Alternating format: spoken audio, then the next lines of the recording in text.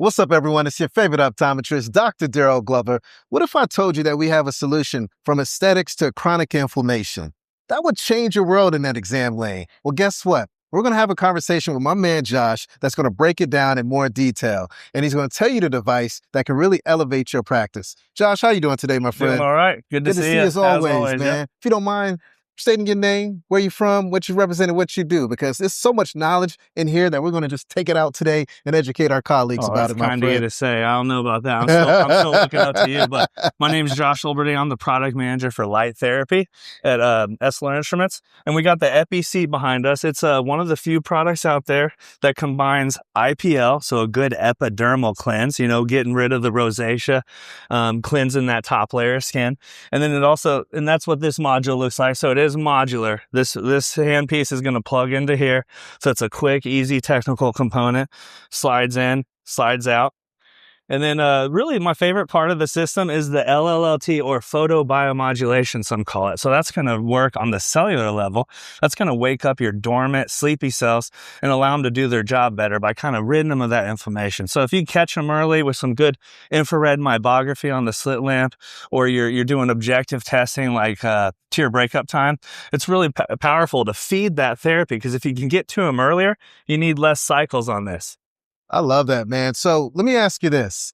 I'm a new doctor. I'm opening my practice. I have this device in my practice now. What patients am I looking at to even have this conversation with? And that's a good one. I like talking about this because we think dry eye is one of the most underserved portions of any clinic, right? We're seeing half the butts that sit in your seat have some symptom, or, check off some sort of box on the OSDI. So, well, I'm a firm believer that everyone that walks in my practice has dry eye. That's how I look at it. Yeah, whether they're asymptomatic or in your face loud about it. No, that's my first experience. Of it. Yeah. And it goes way beyond just MGD, for example, or lipid deficiency. So optical outcomes, you get those I'm kind of neurotic myself, doctor.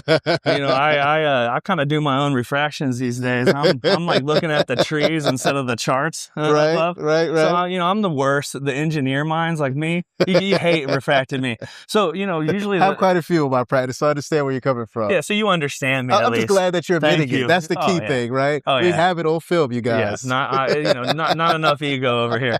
But the beauty of that is even your optical patients are going to benefit, because you really want to stabilize that tear film, because an inadequate lipid is going to create high order aberrations on the corneal surface that are going to, every blink is different because there's not enough lipid. So that's an important thing to consider, is just outside of bringing those meibomian glands back to a better quality and quantity of production and lipid, optical outcomes, pre and post refractive and cataract surgery. So there's so many applications for light therapy. I love that. So let's think about the patient experience. When they walk into the practice and they get set up with this, what does that journey look like? What's the timeline? Can technicians do it? Is this doctor driven? Let's kind of break it down, because I want everyone out there to understand what they can do when they get this in their practice. That's one of my favorite questions, because, in the world of, is this the puff of air test? Is this a big, long visual field? No, now you have a spa-like offering here. They're sitting in this chair, kicking their feet up, having a good time. I mean, this is fun. And so it's a warm sensation. So what looks good is, let's say you have a moderate severe MGD patient. You're going to see them 2 to 4 times, about a week apart, for a month. And then depending on where they're at in the systemic inflammation, so, you kind of make that judgment call yourself. Are their diet poor? Are they not exercising enough? Are they of age where systemic inflammation is more of a problem? Then you'll do an annual or biannual maintenance. So that initial 2 to 4 treatments, and then an annual maintenance after that. Patients love it. It's a spa-like experience. You can really go a long way with that. This is a kind of a mid chair here, but we can do like a Costco massage chair, you name it. Really amp it up. And aromatherapy I've seen. Oh, wow. So people are really making this an experience. When someone walks in, they basically are probably falling asleep because of how great everything feels. I have woken up 2 people from this treatment, and it was both in Las Vegas, and I think they had a little much fun the night before. Had to tap. One was pretty heavy mouth breathing. So it goes to show that, this is an enjoyable thing. Right. It's not a A puff of air test or a probe touching your cornea, applanation tonometer. This is something that you can, make great revenue on. The average ROI is 6 to 12 months. It's clinically relevant, and you have a great patient experience, a heightened patient experience. So very few products out there in the market that kind of check off all the boxes like that. I love that. And I love that you stated great patient experience. Maybe the most important, right? Right. And I feel like what you just said and the experience that you painted, you're making an eye exam sexy again, which is going to bring people into the exam room. Yep. And once they're in that exam room, that opens up the door to your optical, to other dry eye managements, because you got to co-manage with some of these things, right? Or co-treat things of that nature. So it's a good segue into getting that patient into your system as well. No doubt. Yeah. And, you make a good point there on retention across the whole business as a whole. That's a good point. And as far as the timeline, is this 5 minutes, 10 minutes, 15, 20 minutes? What does that look like? Yeah. So depending on, what modalities we're going to use. So IPL is 2-3 minutes OU. So we're going to ablate the rosacea in the seed zone. So the upper cheeks, temporal to nasal, and then one that overlaps. So we're going to, clear out that epidermal cleanse.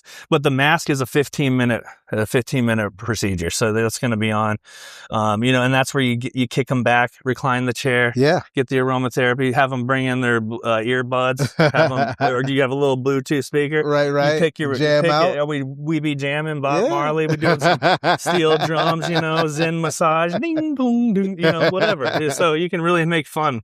Gotcha.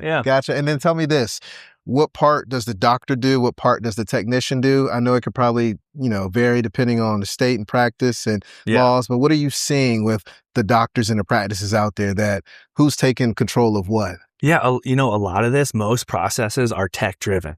So, the first visit on the red mask, I do like to have the doctor express meibom. I think that's important. Some techs are experienced enough to do that, but on the first treatment, expressing that initial meibom, because you're really doing an oil change there, right? You're getting out the lower viscous meibom, right? That's kind of clogged up. You might turn into Dr. Pimple, our favorite optometrist, squeezing toothpaste expressions here.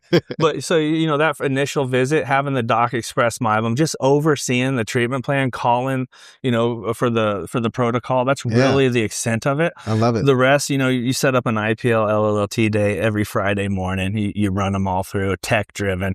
And the techs, I teach an implementation, set your Apple Watch or your wearable 15-minute timer so they can still go into the pre-test, do other diagnostics, and come back right on time when the mask is So they're up. multitasking. They're not just sitting there watching the patient with the mask on. They're going out, working up other patients, ordering contact lenses, whatever other opportunities that are there, they're making happen within that timeline. Exactly. Yeah. Because I do try to teach them to be efficient, because we don't want this to be a pinch point or a bottleneck in your natural rhythm. Right. Hey, man, this has been fantastic. If you can leave our listeners, our followers with one last gem when it comes to this device, what would it be, my friend? I think we're entering the new era of good holistic treatments, right? Instead of putting a molecule on the optical surface or, throwing Band-Aid solutions at a symptom. Now you're able to treat the upstream cause, which is inflammation. So, nip that, get that under control. You're going to have great experiences and great revenues as a result. Hey, man, I love it. I appreciate you so much. That's awesome. Everyone, I hope you learned. I hope you were listening. I hope you go out tomorrow and you implement this technology into your practice, because it has truly elevated the experience for patients. It's a great revenue opportunity, but most importantly, it makes our patients happy. It's your favorite optometrist, Dr. Darryl Glover. Stay healthy, stay positive, stay blessed. And until next time, peace.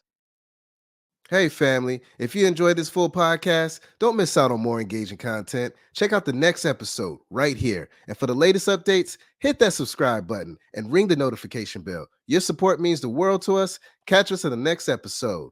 Peace.